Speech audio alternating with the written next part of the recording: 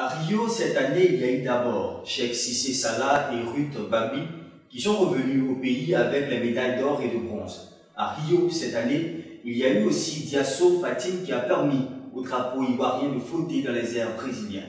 De retour au pays depuis le 20 septembre dernier, nous sommes aujourd'hui dans le cadre de cette émission avec elle pour vous permettre de revenir et de revivre le parcours excellent de celle qu'on peut appeler aujourd'hui la star ivoirienne.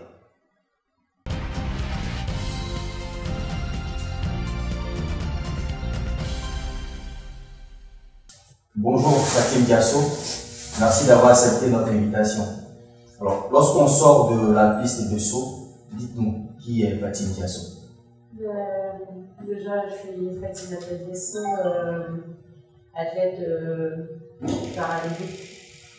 Et aujourd'hui, derrière, on va dire, derrière l'athlétisme, se cache une personne ordinaire, avec des qualités et des défauts, avec un niveau intellectuel. Et on va dire, faut dire que le sport nous permet de, on va dire, déstresser et de vivre un réel plaisir. Alors justement, ce sport qui vous permet de sortir ou de fuir le stress et de vivre un plaisir dont vous parlez tout à l'heure, ce sport, ou l'histoire entre vous et ce sport, l'histoire entre vous et l'athlétisme, elle commence comment? Et elle commence où concrètement?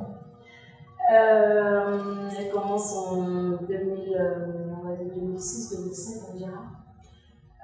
Grâce à un professeur d'EPS qui, le jour après le sport, il m'a demandé de faire ma l'OASU, de venir compléter son équipe de relais OASU.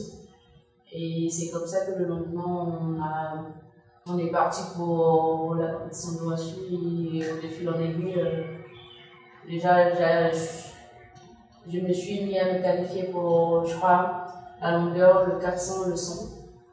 Et je suis partie en finale de l'OASU. Et je me suis retrouvée médaillée d'or au 400, au 100 et à la longueur. Et après ça, c'est comme ça, de fil en aiguille, c'est parti et j'ai fait mon premier championnat d'Afrique, qui était au Burkina en zone 3. Et l'année qui a suivi, championnat d'Afrique junior et ainsi de suite, jusqu'à ce qu'en 2011, en 2011, ma mission se dégrade et on va dire mes parents et mon entraîneur en Côte d'Ivoire aujourd'hui me conseille de passer au Paralympique. Alors vous étiez quelques semaines en arrière à Rio. Comment vous avez vécu ces moments? L'ambiance, la joie, les sentiments qui vous animaient durant tous ces jours passés au Brésil? Il faut dire que déjà être au Brésil et être à cette compétition-là, c'est un grand honneur pour tout sportif, parce que c'est la concrétisation de toute une carrière, toute une vie.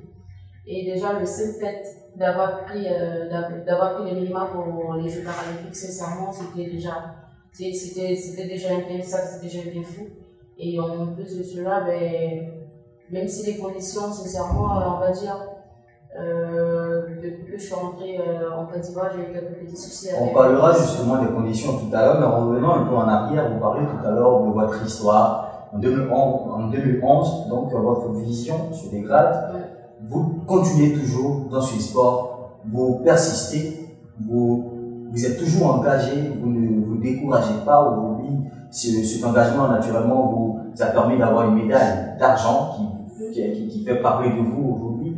Mais quelle est votre motivation? Pourquoi, après tant de difficultés, vous continuez toujours?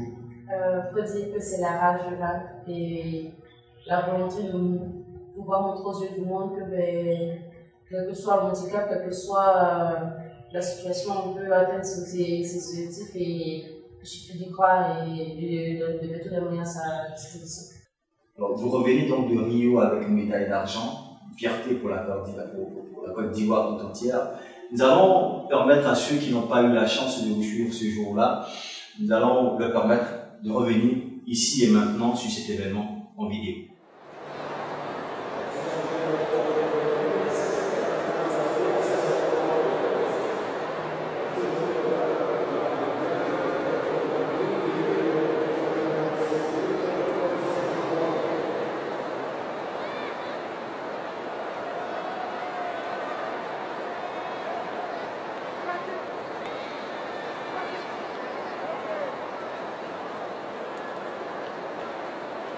peux venir. Voilà, c'est toi. Tu peux venir. Allez. Allez, viens. Viens. Hop.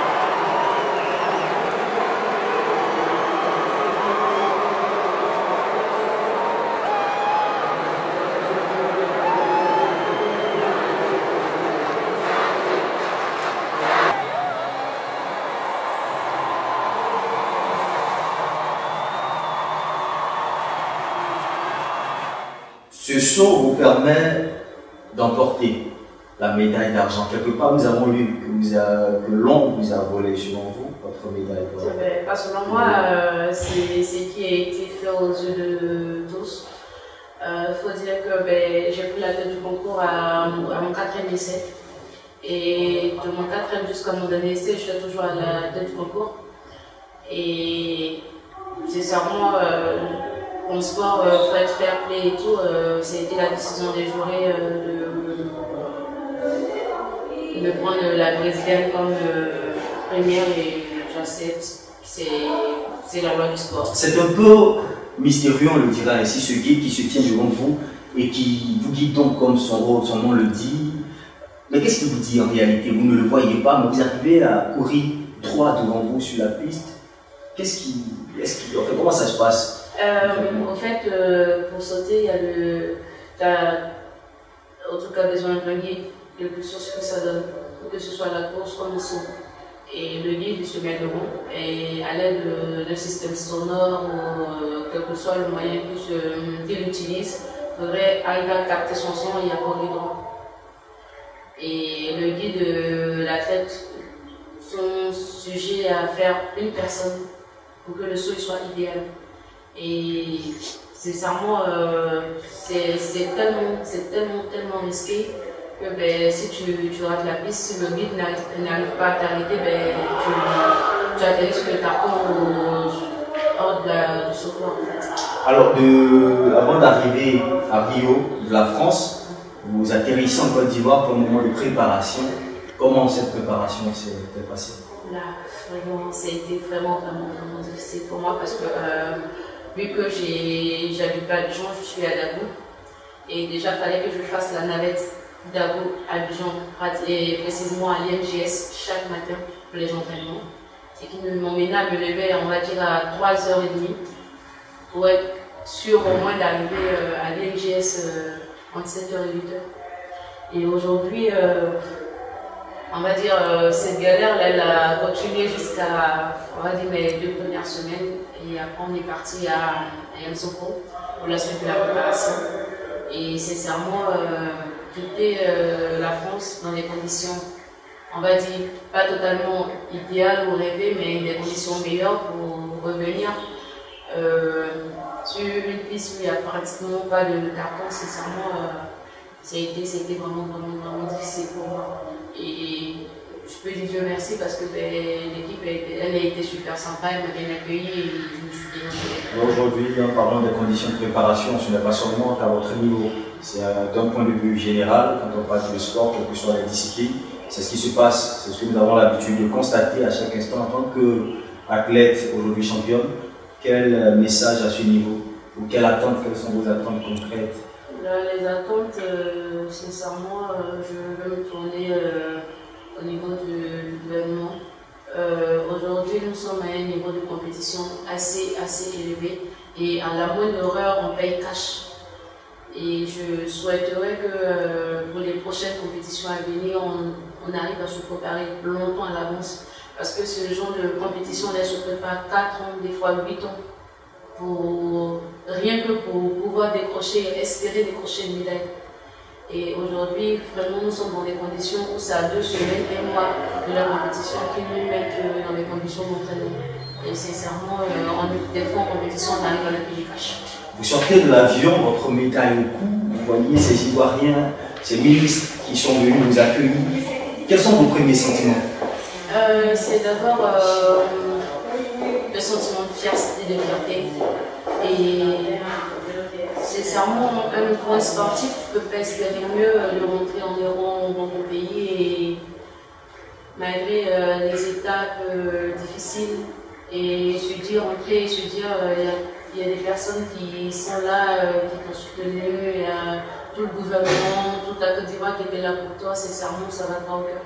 Aujourd'hui, donc en parlant de Cheikh Cissé et Ruth Bagui ont été accueillis par le président de la République. Aujourd'hui, est-ce que vous attendez cette réception avec Monsieur le Président Alassane Ouattara?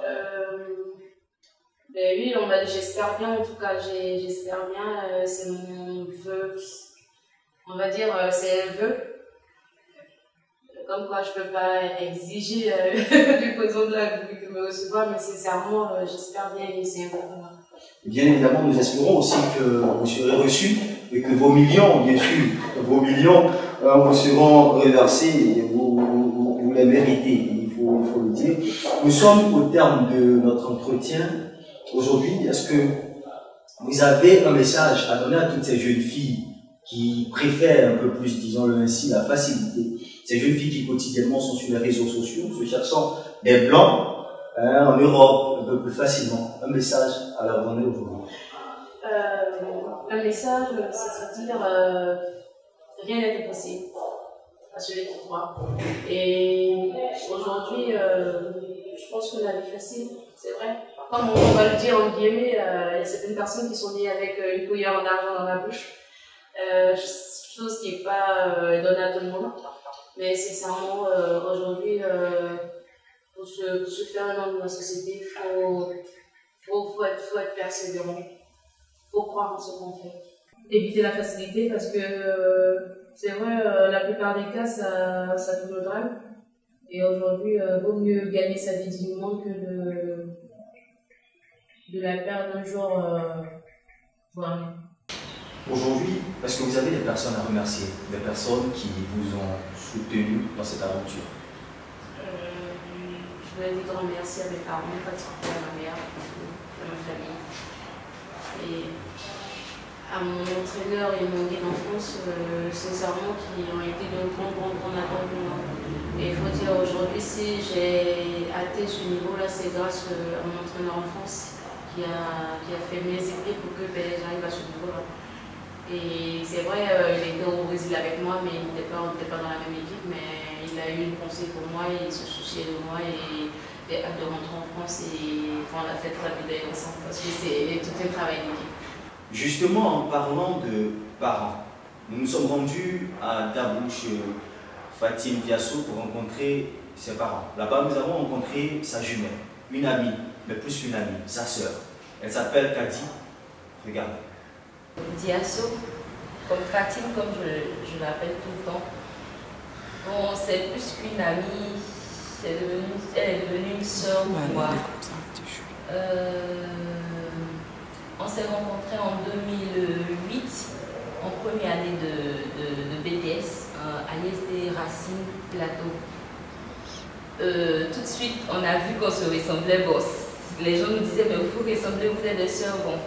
Et c'est parti, nous sommes restés amis jusqu'au jour d'aujourd'hui. Bon, en classe, elle était toujours absente. Toujours en train de s'entraîner. Et quand on demande, c'est toujours moi. Au cas où se trouve Diasso, je suis obligée de toujours dire, bon, elle est allée à l'entraînement. Et je vous parie, l'entraînement, c'est-à-dire marcher de la gare sud au stade Félix Houphouët-Boigny. C'est là-bas qu'elle s'entraînait la plupart des temps. Je partais même l'assister quelquefois. Quelquefois même c'est sous la pluie. Et de Yopougon au stade quelquefois, c'était très difficile, les conditions vraiment. Et elle était toujours fatiguée quand elle revenait en classe. Je dis, mais si tu aimes, pourquoi tu n'abandonnes pas l'école pour... Elle me disait toujours, mais on ne sait jamais. Je suis en train de faire tout ça. Est-ce que j'aurai une récompense? Donc je dis, si c'est ce que tu aimes, fonce, fonce et vas-y. Nous, on est là, on te soutient de toutes les façons. Quelque chose que tu aimes, si Dieu, il est toujours là. Et aujourd'hui, on a ce qu'on voit, la médaille, ce qu'on a tous applaudi. D'ailleurs, je suis très fière d'elle. Je l'aime comme ça, gros. Et on est tous contents, on la soutient. Et seulement qu'on a les yeux tournés sur nos gouvernants, qu'ils fassent vraiment quelque chose en son honneur, comme ils ont fait aux prédécesseurs, c'est ça, Talou et autres, j'en passe.